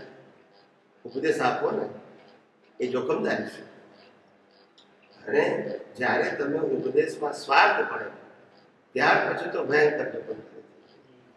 શું થઈ ગયું? ઉપદેશમાં સ્વાર્થ પડે ભયંકર જોખમદારી. સ્વાર્થ એટલે શું? મારું, એનું નામ સ્વાર્થ. શું કીધું? શરીર મારું, શિષ્ય મારા, અનુયાયીઓ મારા, મંદિર મારું, સંસ્થા મારી, એનું નામ સ્વાર્થ. હવે બધા નિયમ કોના ચાલશે? મારા. યસ કે નો?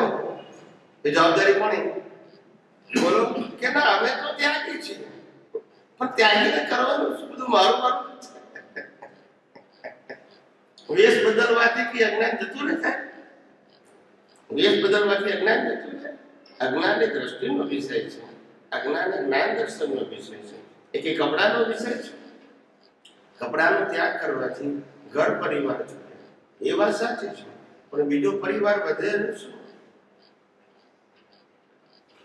ના સમજાય? આવું એટલે એટલે અને રિલેટિવ છે. આપણે અજ્ઞાન નથી કહેતા, રિલેટિવ છે. જગતમાં તો રિલેટિવ સત્ય કેવું પડે, અજ્ઞાન નહીં થાય, કોઈને ભારે લાગે. એટલે આખું આ જગત રિલેટિવ સત્યથી ફસાયું છે. એટલે અમે કહીએ છીએ વિજ્ઞાન એટલે રિલેટિવ સત્યને ઇરેઝ. શું કે રિલેટિવ સત્ય? આ મારું છે, આ તારું છે, રિલેટિવ સત્ય ઇરેઝ કરો. આ શરીરને મારું છે, ઇરેઝ કરો. આ શરીરને હું ચલાવું છું, ઇરેઝ કરો. આ શરીર જે ભોગવે છે હું ભોગવું છું, ઇરેઝ કરો. આ શરીરની સત્તા સંપત્તિ સંબંધ બધું મારું છે, ઇરેઝ કરો. ખાલી જ્ઞાન દર્શનની જ વાત કરું છું, ફિઝિકલી વાત કરતો. મારી બધી વાતો જ્ઞાન દર્શન ઉપર જ છે, મન વચન કાયા ઉપર નથી. કારણ કે મન વચન કાયાની અવસ્થા માત્ર કુદરતી રચના, એટલે એ મારો વિષય. મન વચન અને કાયા શું કરવું શું ના કરવું એ મારો વિષય નથી. મારો વિષય છે જ્ઞાન દર્શન શું હોવું જોઈએ. મિથ્યા જ્ઞાન મિથ્યા દર્શનથી કર્મો બંધાવાના, પછી શુભ હોય કે અશુભ. સમ્યક જ્ઞાન સમ્યક દર્શન એ કર્મોને અજ્ઞાન નાશ કરીને મોક્ષ માર્ગ માટે લાયક અને સહાયક કર્મો બાંધવાનું છે. સમ્યક જ્ઞાન સમ્યક દર્શનથી કર્મ તો બતાય, પણ મોક્ષ માર્ગ માટે લાયક અને સહાયક. અને મિથ્યા જ્ઞાન મિથ્યાથી સંસારને લાયક અને સહાયક સમજાય છે. એટલે ખબર પડતી નથી પણ ભૂલ થઈ જાય છે. શું છે? મોક્ષ માર્ગ માટે લાયક અને સહાયક. લાયક એટલે તમારી ક્વોલિટી, પ્રકૃતિની ક્વોલિટી, કેરેક્ટર જેને કહેવાય છે. આપણે આ કેરેક્ટર જ્ઞાન દર્શનનું કેરેક્ટર ની આ લાયક. અને સહાયક એટલે સરાઉન્ડિંગ, મા બાપ ભાઈ બહેન પતિ બધા તમને મોક્ષ માર્ગમાં શું કરે? એવા, કારણ કે તમારો ભાવ એવો હોય કે કુદરત સંજોગ પર એવા અનુમોદન. શું કરે? જેમ કરોડપતિઓના ઘેર પણ છોકરા છોકરીઓ યુવાનીમાં એજ્યુકેશન પૂરું કરીને ડિસ્ટિંક્શન મેળવીને પણ દીક્ષા લે છે. અબજોપતિના છોકરા છોકરીઓ તો મા બાપનો સપોર્ટ ના હોય તો રહી શકે? ના રહી શકે. એના મળ્યા હતા ક્યાં ના મારું નહીં તો ગરીબના કરવા હોય તો મોકલે. બધું સમજવા જેવું છે. એટલે બે પ્રકારના કર્મ છે, સંસાર અને લાયક અને સહાયક, અને મોક્ષ માટે લાયક. બંને કર્મો ફિઝિકલી સરખા થાય, ક્યાંનો એંગલ જુદો હોય. એંગલ શું હોય? લૌકિક રીતે ફોટામાં તો સરખું જ લાગે.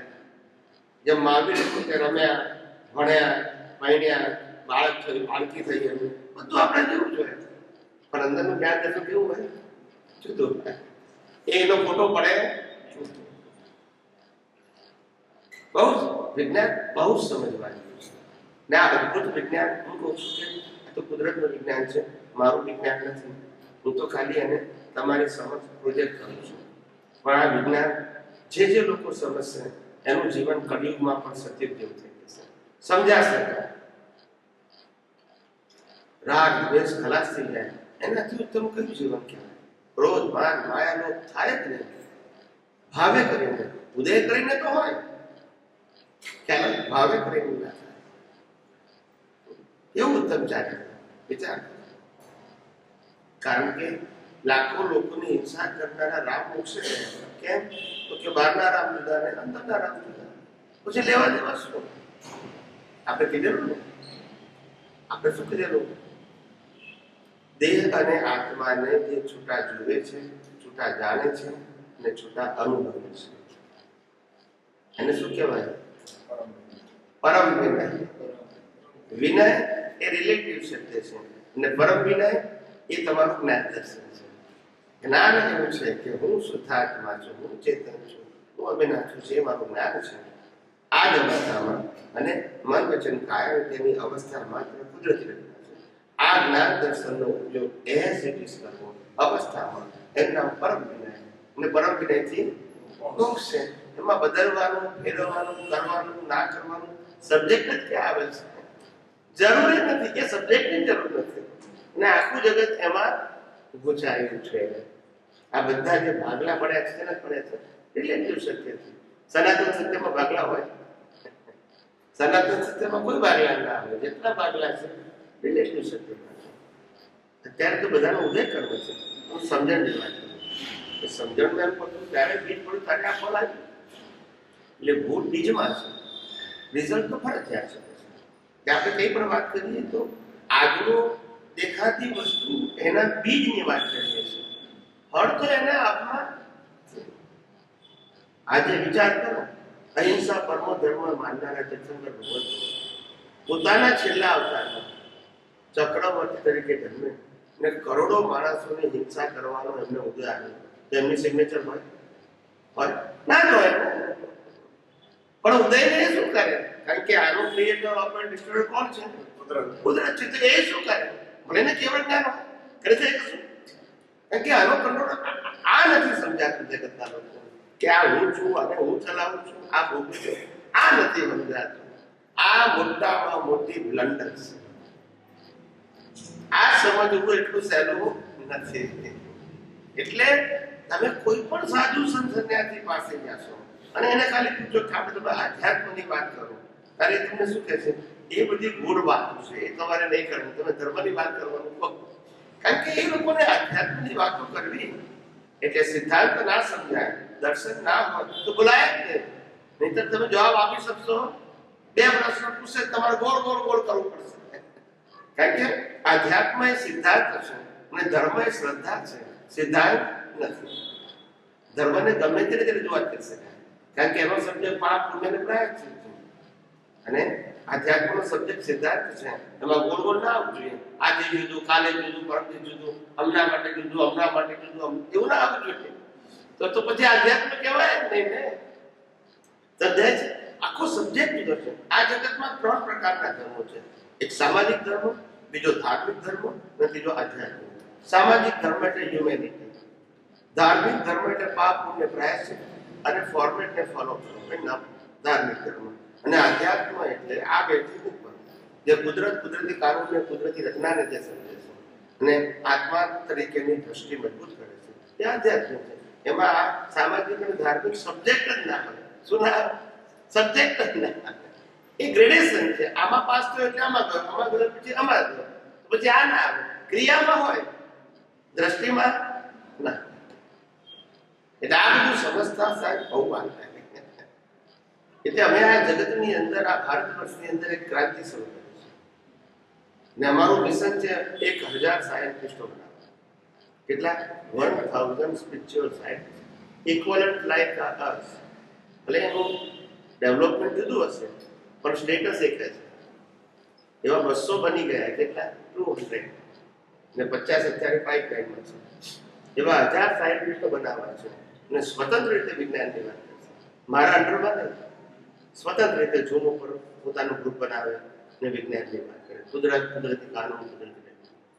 અને હિન્દુસ્તાનમાં પહેલી વખત એવું બન્યું છે કે જે વ્યક્તિએ જગતને વિજ્ઞાન આપ્યું એ પોતે જ કહે છે કે વિજ્ઞાન આપતી વખતે મારું નામ બોલવાની જરૂર નથી, કારણ કે વિજ્ઞાનનો હું ક્રિએટર છું. મને તો અનુભવ થયો એ હું તમને શેર કરું છું અને તમારે તમારો અનુભવ શેર કરવાનો છે. અને હું તમને કહું છું કે મને જેનો અનુભવ થયો છે વિજ્ઞાનનો, એ વિજ્ઞાનનો અનુભવ તમારે કરવાનો. તમારે બીજાને કીધું કે હું તમને કહું છું એનો અનુભવ વિજ્ઞાનનો તમારે કરવાનો. વ્યક્તિનો અનુભવ કરવાનો આ સબ્જેક્ટ જ નથી આવતો. રિલેટિવ સત્ય થઈ ગયું. શું થઈ ગયું? સબ્જેક્ટમાં એટલે આ તમે જુઓ, જે હિન્દુસ્તાનમાં અત્યાર સુધી બન્યું નથી. આ કળિયુગમાં, સતયુગમાં તો હતો. રામકૃષ્ણ મહાવીર ક્યાં જીવતા જ કોઈ તમે સાંભળ્યું નથી? કોઈ ના ઉતારે. તીર્થંકર ઉતારે ના ઉતારે. આ કળિયુગમાં જ મનુષ્ય ઉતારે. એ વખતે સતયુગમાં તીર્થંકરો પણ નતા ઉતારતા. વિચાર કરો. ને વરસુધાનમાં એક જ વરઘોડો પછી એક વરઘોડો રાખે, નહીં તો વર્ષમાં 12 વરઘોડા નીકળે. યસ કે નો? આવું એટલે રિલેટિવ સત્યમાં આવું હોય. આપણે સમજવાનું કે સનાતન સત્ય શું છે એમ કહો. આપણું કામ રિલેટિવ સત્યની ટીકા નથી કરવાનું, આપણું કામ રિલેટિવ સત્યથી અલગ રહેવાનું છે અને સનાતન સત્ય વિઝનમાં રાખવાનું છે. That's it. બાકી દુનિયા તો ચાલ્યા જ કરવાની છે. 24 તીર્થંકર ગયા, રામકૃષ્ણ ગયા તોય ચાલે છે અને ભવિષ્યમાં બીજા 24 આવશે તોય ચાલવાની છે. એટલે દુનિયાનો સબ્જેક્ટ નથી, સબ્જેક્ટ મારો છે. મારું જ્ઞાન દર્શન કેવું, દુનિયાનું કેવું જોઈએ મારો વિષય નથી. કોઈને જાણવું હોય તો મારી કહેવાની ફરજ છે, પણ દુનિયા જાણે જ એવો અહંકાર કરવાની જરૂર નથી. જાણે ખરા ના જાણે ઇન્ટરેસ્ટ ઉપર આધાર છે. આખી કમ્પલસરી થોડું છે, કમ્પલસરી તો વ્યવહારમાં અત્યારે રિલેટિવ છે બધા માટે. કેટલાક જીવો એનાથી ઉપર જવા માંગે છે, આમાંથી ગુચાયા છે, એનો રસ્તો કાઢવા માંગે છે, એના પૂરતું છે. પણ જેને રિલેટિવ શક્તિમાં મજા આવે છે એના માટે પછી આગળની વાત બહુ જરૂરી. એટલે મેં એક વખત અમારા એક ઠેકાણે પત્રકારે મને પૂછ્યું હતું, ન્યૂઝપેપર વાળા, કે આ જગતના ધર્મગુરુએ, બધા ધર્મના ધર્મગુરુએ ભગવાનની ઓળખાણ કરાવી છે, તો શું એમની ભૂલ છે? દરેક ધર્મવાળા કે ને કે આ ભગવાન છે ના કે. ત્યારે મેં કીધું હિન્દુસ્તાનના તમામ ધર્મગુરુએ આજ દિન સુધી મંદિરમાં ભગવાન છે એની ઓળખાણ તો જરૂર કરે, પણ આ પ્રકૃતિમાં પરમાત્મા છે એની ઓળખાણ કરાવવાની હજુ બાકી છે.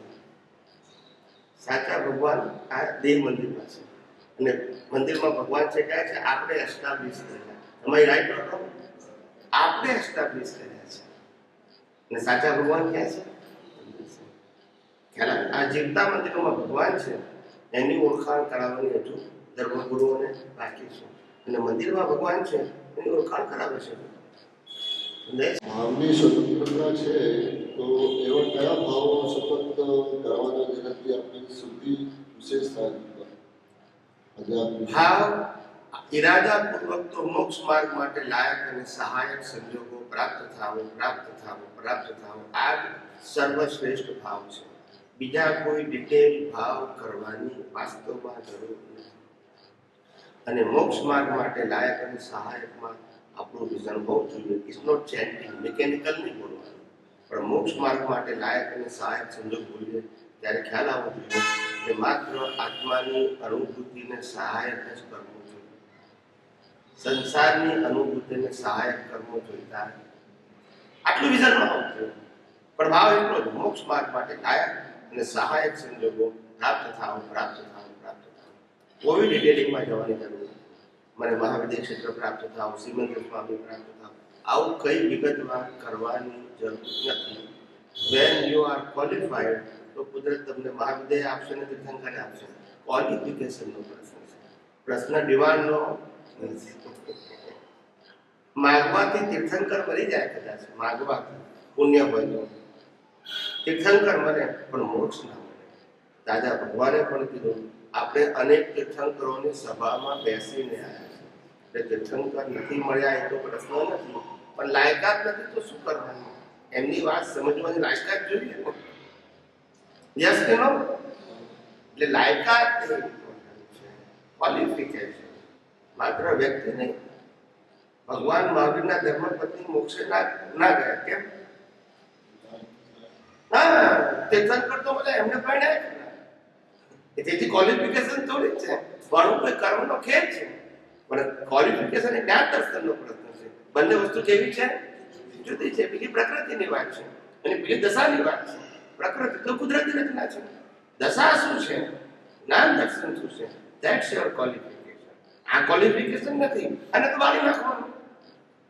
યસ કે નો? અને ક્વોલિફિકેશન કહેવાય અને તો બાળવાનું સાહેબ.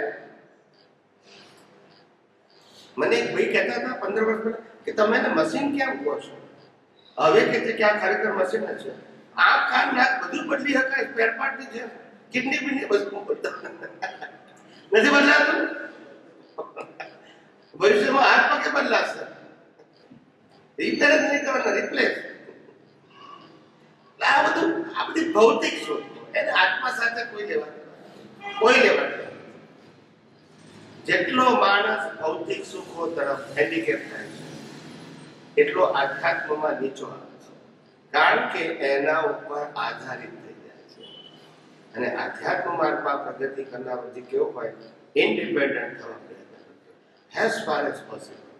જીવતી વ્યક્તિઓ સાથે તો ડિપેન્ડન્ટ થવા જ પ્રયત્ન કરે, કારણ કે એ જ રાગદ્વેષનું કારણ બને છે. સમજાય છે? એવું હોય. તમે આધારિત થઈ જાઓ પછી શું થાય? આના વગર નહીં ચાલે, આના વગર નહીં ચાલે, આના વગર નહીં ચાલે. તમે કેવા થઈ ગયા? હેન્ડીકેપ. 10 માંથી 1 ના આવે તો તમને ઊંચાઈ થાય. તમે આધારિત છો. સમજાય છે? માણસનું જીવન જેટલું સ્વતંત્ર હોય, આધારિત ઓછું હોય, એટલો માણસ સ્વતંત્રતાથી કશું વિચારી શકે. એટલે પહેલા જમાનામાં શેઠિયાઓ કેવા હતા? મુનિમ એવા બુદ્ધિશાળી રાખ્યા હોય, બધું કામ મુનિમ જ કરે. શેઠે તો કલાક આવીને સહી જ કરવાનું, ચીકવાનું હોય. સોદા હોય તો કે મંજૂર છે, ખ્યાલ આવ્યો? પતી ગયો. એ કે ઊંડા ના ઉતરે શેઠિયા, પણ એ શ્રેષ્ઠી હતા. કેવા હતા? શેઠ નતા, શ્રેષ્ઠ. કારણ કે એનું જીવન ધાર્મિક અને આધ્યાત્મિક, માનવતાવાદી જીવન હતું, અને એના માટે જીવતા હતા. એટલે એમને મુનિ પણ એવા મળે કે મારા શેઠ કેવા છે. અને શેઠની સમાજની અંદર એક ચારિત્રવાન વ્યક્તિ તરીકેની છાપ હોય છે. સમજાય છે? ને એને નોકર પણ એવા મળ્યા હોય કે પોતાનું જ સમજીને કારણ 1 રૂપિયા નુકસાન ના હોય, જાણીતું. શેઠ પણ એવા પુણ્યશાળી હોય છે. એક આપણા હમણાંની વાત કરું, આપણા કસ્તુરબીલાલ 7 મિલના માલિક, એ કહેતા હતા હું 7 મિલ માટે રોજ 1 કલાક આપું છું. 7 જ કલાક જાય, દરેક મિલમાં 1 કલાક, બધું કામ થઈ જાય તોય ચાલતું. નહીતર આપણે પેઢી હોય તો ના ચાલે. 12 કલાક આપો તો એવું બુદ્ધિ કોને કહેવાય? બુદ્ધિ અને પુણ્ય બે. ખ્યાલ આવું ઇન્ટેલિજન્ટ ખ્યાલ આવે. એની સુસ્તી કામ થાય, બુદ્ધિ નહીં, પણ એ સ્વાર્થી માણસ નથી. કેવો નથી? સૂર્યને ક્યારે પૂછાય? સેલ્ફિશ ના હોય. કેવો ના થાય? આ રતન ટાટા જો કેવો માણસ હતા, ખ્યાલ આવે? એથિક, ન્યાય નીતિ વાળો માણસ. એના સ્ટાફ બી ખુશ હોય. કેવો હોય?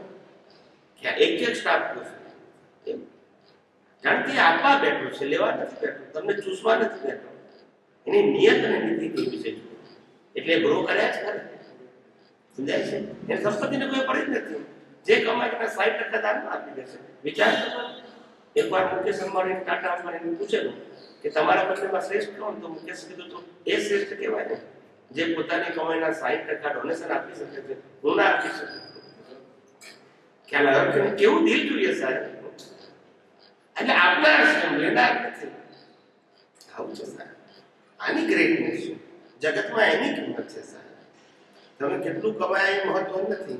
તમે કમાયા પછી કેટલા લોકોના દિલ ફાળ્યા છે, ખ્યાલ આવે? કેટલા લોકોને માનસિક શાંતિ આપી છે, કેટલા લોકોની આર્થિક, સામાજિક, ભૌતિક જવાબદારીઓ, નીડ, નેસેસિટી પૂરી પાડી છે. That's your greatness. તમે કેટલું કમાયા તો શું કરવાનું? યસ કરો. એટલે મહત્વની વસ્તુ છે. એટલે ઘણા માણસો કીધું કે તમે કેટલું જીવ્યા એ મહત્વ નથી, કેવું જીવ્યા એ મહત્વનું છે. ક્વોલિટીનો પ્રશ્ન છે, ક્વોન્ટિટીનો પ્રશ્ન નથી. આ મહત્વનું છે. તમે જો જેટલા મહાન પુરુષો હમણાં થઈ ગયા છેલ્લા 100-150 વર્ષોમાં, એ બધાના આયુષ્યો નાના. કારણ કે આ જગતની અંદર જે અન્યાય હતો અને જે બેફામપણું હતું, કેરેક્ટરલેસ બધી રીતે, એ જમાના એ પણ એને સહન રાખ્યું. આ તો વધારે ખબર છે, પણ એ જમાનામાં સારું હતું તો સહન રાખ્યું. તમે જુઓ શંકરાચાર્ય બધા <14, શ્રીમદ રાજચંદ્ર <14, પછી આપણે સ્વામી વિવેકાનંદ <14. યસ કે no? All the great people they die before 40. Swaminarayan બધા વિચાર કરો. All the great people. એ લોકોનું તો તમે એક ઓબ્ઝર્વ એ કરશો ને કે એનલાઇટમેન્ટ જે લોકોને જે થયું ને એ પણ બહુ પ્રાથમિક કક્ષાએ. હા, સહન ના કરી શક્યા. જે બહુ વહેલા જે લોકો એનલાઇટ થઈ ગયા, જે લોકોને એનલાઇટમેન્ટ વહેલું થયું છે, એ લોકો 40 પહેલા, પણ જે લોકોને એનલાઇટમેન્ટ 35 પછી થયું છે નોર્મલી 35 થી 40 ની વચ્ચે, એ લોકોનું આયુષ્ય તમે જુઓ તો એ 80 90. ના એટલે શું થઈ ગયું, આ તમે જે શબ્દ વાપરો એનલાઇટમેન્ટ, એ લોકો પાસે એનલાઇટમેન્ટ થયું, અલ્ટિમેટ ના થયું, પણ they are the good humanity. એ લોકોમાં માનવતા બહુ બધી હાઈ લેવલ, અને એ લોકો આ માનવોને દુઃખી જોઈ શકતા they cannot feel they are unhappy. તમે જો બધાની ભાવના શું, સ્વામિનારાયણ ભગવાન કરી ગયા કે મારો શિષ્ય કે મારો ભક્ત રોટલે ને ઓટલે દુઃખી ના થાય. આ એ વખતે હતું એટલે આ ભાવ કરે. આપણા સ્વામી વિવેકાનંદ ખ્યાલ એને યુનોમાં જઈને કહ્યું, ત્યાં આગળ કે ધર્મ સભા, ધર્મ પરિષદમાં, વિશ્વ ધર્મ પરિષદમાં કે ગર્વ से कहो हम हिंदू हैं. Hindu is a philosophy, it's not religion. આ ગ્રેટ ફિલોસોફી છે, એનો હું ગર્વથી કરું છું. It's not religion.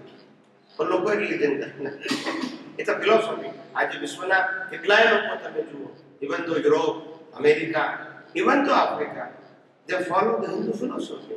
They like it. કારણ કે આમાં કંઈ ખરાબી જ નથી એકચ્યુઅલી તો. શું નથી? કોઈ નેગેટિવિટી જ નથી. તમે કેટલું ફોલો કરી શકો છો ડિફરન્ટ થિંગ છે, પણ ખરાબી નથી. એટલે બધાને ગમે છે. અને આની અંદર કંઈક એવી પ્રવૃત્તિ છે કે માણસનું જીવન જીવવાનું મન થાય. બીજા બધા ધર્મો કેવા છે, મિકેનિકલ છે. જીવનમાં ઉત્સાહ નથી રહેતો. શું નથી રહેતો? અહીંયા હિન્દુ ફિલોસોફીની જે રિલીજન છે, દરેક એક્ટિવિટીઝ છે એ લોકોને ગમે છે. પ્રવૃત્તિ ચર્ચમાં જાઓ, શું પ્રવૃત્તિ?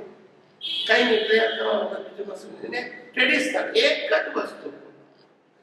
કેલા મસ્જિદમાં જાઓ, એક જ પ્રકારની પ્રેયર. યસ કે નો, નથિંગ એલ્સ. ત્યારે હિન્દુ ફિલોસોફીથી જે ફોલો થાય છે ધર્મ, વિવિધતા છે. એટલે બધાનો ઉત્સાહ, આનંદ, ઉમંગ અને સતત રહે છે. આ મહિનામાં આ તહેવાર, પછી આ તહેવાર, પછી આ તહેવાર. એટલે કલરફુલ ફેસ્ટિવલ એ આપણા ઇન્ડિયન કલ્ચરની વિશેષતા છે. ખ્યાલ આવે? અને લોકો કલરફુલ ફેસ્ટિવલને કારણે પણ આમ ઉત્સાહિત થઈ ગયા છે. મુશ્કેલી આવે પછી કે હવે તો દિવાળી આવવાની છે, હવે તો હોળી આવવાની છે. ખ્યાલ આવે છે? એટલે આવું દેવ દિવાળી આવે, ઉત્તરાયણ આવે, દરેક એનું જે પ્રસંગો એનાથી એ લોકો સર્વાઈવ કરતા આવું છે. એ વિજ્ઞાન. હા, કારણ કે ખરેખર તો આ બધી વસ્તુઓ કુદરત સાથે જોડવાના સાધનો હતા. પણ પછી આ લોકોએ સાધનોને સાયન્ટિફિકલી પ્રોજેક્ટ ના કર્યા, ધાર્મિક કર્યા, પછી એની તકલીફ થઈ. જે પ્રોજેક્ટ સાયન્ટિફિકલી કરવાનો એની જગ્યાએ ધાર્મિક કર્યું. અને ધાર્મિક કરેલું કારણ શું? મારો ધર્મ ગ્રેટ દેખાવો જોઈએ. બસ હવે રાત્રિ ભોજન ત્યાં ઉકાળેલું પાણી પીવું, કન્વીન ના કરવું, એને જૈન ધર્મ સાથે રહેવા જ નથી. હ્યુમન લાઈફ માટે કામનું છે, ફોર પ્રોગ્રેસ. બરાબર છે. પણ જૈનો એમ કે અમારા ધર્મનું છે એટલે કે હવે તારા આ કન્વર્ટ થયા, જૈન છું કે છે. પણ જૈનને કન્વર્ટ થયા લેવા દેવા શું છે? ક્યારે એ તમારી બુદ્ધિ, કુદરતનો કાનૂન, આપણા સાયન્સ નથી કહેતા, કુદરતનો કાનૂન કેવો છે? જેટલું તમે ખાવતી વખતે તમે જે ખાવ છો એમાં જીવો તમારે છે. હવા, પાણી અને ખોરાક સિવાય તમે જીવી શકવા નથી. ત્રણેય વસ્તુમાં જીવ છે. એટલે એમાં જીવો મરે કે ના મરે છે, મરવાના છે કમ્પલસરી. તમે જીવો છો એટલે. પણ વિતરાગોનું વિજ્ઞાન એવું કહેતા હતા કે ઓછી હિંસાથી જીવાતું હોય તો શું વાંધો છે? એટલે પેલું રાત્રે પાણી પીવાનું બંધ કર્યું, ખોરાક એટલે તમારી રેન્જ ઓછી કરી નાખી. ફૂડની રેન્જ, વોટરની શું કરી નાખી?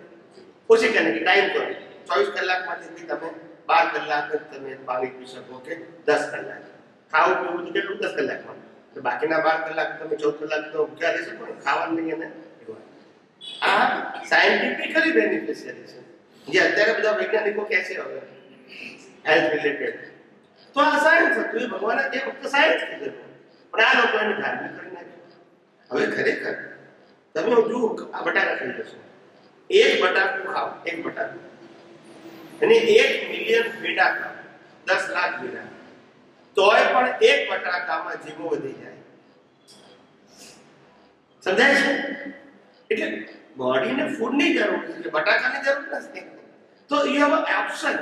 હવે આપણને લાગ્યું કે ભાઈ હવે આપણને લાગ્યું કે ભાઈ આ ફૂડ છે, તો હિંસા થશે તો પણ શું નુકસાન? ખાઈ જ છે ને આપણે કેન્દ્રીય જીવન. ત્યારે કે છે ના, એનું સાયન્સ જુદું છે. જેમ હિંસા ઓછી એમ બુદ્ધિ પાવરફુલ, સ્ટ્રોંગ એન્ડ ડીપ. ક્યાં એટલે વાણિયાને બુદ્ધિશાળી કેમ કહે છે? એમને કહે છે ના, પણ એમને કહે છે એ લોકો બુદ્ધિ તો કોઈની મોનોપોલી છે ના, એના કેરેક્ટરથી એને મળી છે. ખ્યાલ આવ્યો? જેટલી હિંસા ઓછી એટલી બધી પાવરફુલ. ખ્યાલ આવ્યો?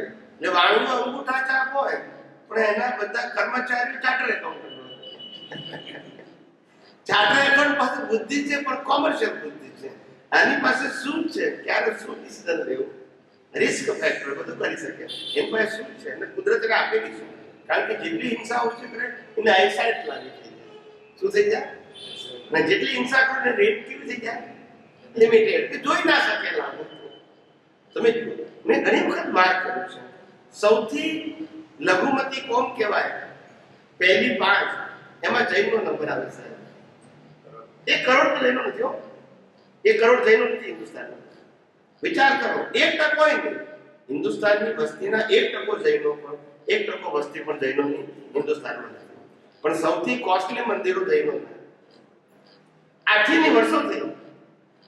ખ્યાલ આવે? સ્વામિનારાયણના મંદિરો સારા તો હમણાં બનવા આવ્યા, પણ જૈનોના તો વર્ષોથી બને છે.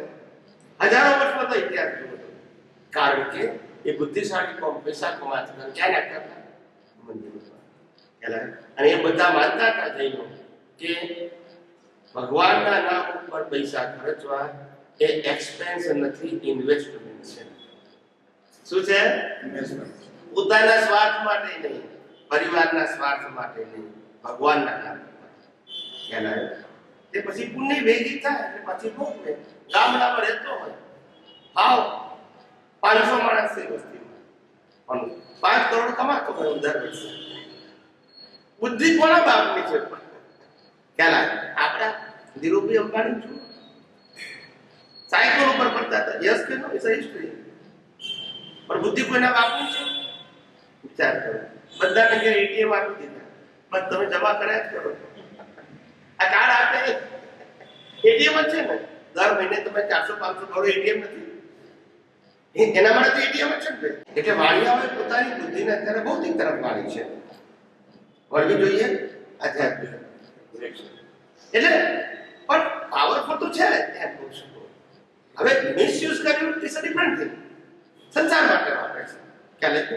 પણ હમણાં પણ સ્ટેટિસ્ટિકલ રિપોર્ટ એવો કે છે આપણો નેશનલમાં કે જે ડોનેશન આવે છે કોઈ પણ રિલીફ ફંડ, એમાં 40% ફંડ જૈનોનું હોય છે. ઓલ ઓવર ઇન્ડિયા ટેક્સ ભરે છે એમાં 25% જૈનોનું હોય છે. આ બધા સ્ટેટિસ્ટિકલ ફિગર છે, એક વ્યક્તિના વ્યૂ પોઈન્ટ નથી. સમજાય છે? તો એ ઇન્કમ છે તો ભરે છે. બુદ્ધિશાળી એટલે એનો ઉપયોગ અત્યારે ભૌતિકમાં આપ્યો છે, પણ આધ્યાત્મમાં વાપરી શકે. એ તો લાઈટ છે સાહેબ, લાઈટ આમ બી વાપરી શકો અને આમ બી વાપરી શકો. સમજાય છે?